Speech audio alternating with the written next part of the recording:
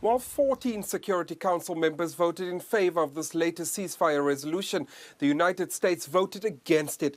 The US blocked the measure, claiming it would only support a legally binding document that explicitly calls for the immediate release of all hostages. This was the 12th time since the war began that the Security Council voted on a resolution about the Israel-Hamas conflict in Gaza.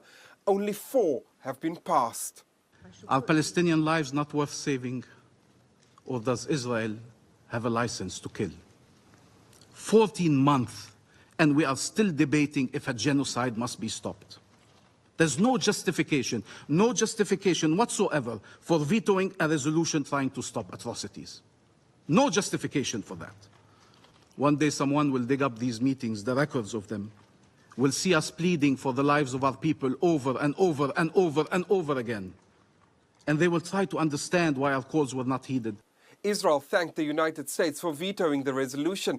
It says this latest measure is nothing short of a betrayal of innocent hostages still being held by Hamas. But Security Council members across the board have criticized the United States, with China saying history will be the judge. It says Israel has flagrantly breached every red line of international humanitarian law with its actions. Yet the US always seems to be able to find a justification to defend it. The US claims to be conducting parallel diplomatic efforts and has repeatedly promised that progress would be made soon in the negotiations. It is incomprehensible then why, to date, the so-called diplomatic negotiations has seen no progress.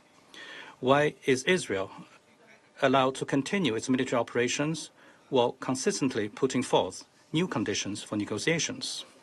In the future, when looking back, people will find it inevitable to feel indignant.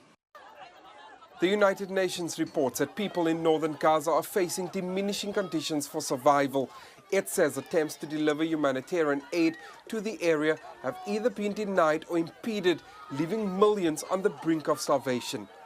UN Security Council members say they will be returning to the negotiating table and search for other ways to bring an end to the conflict and the suffering in Gaza. Jody Jacobs, CGTN, New York.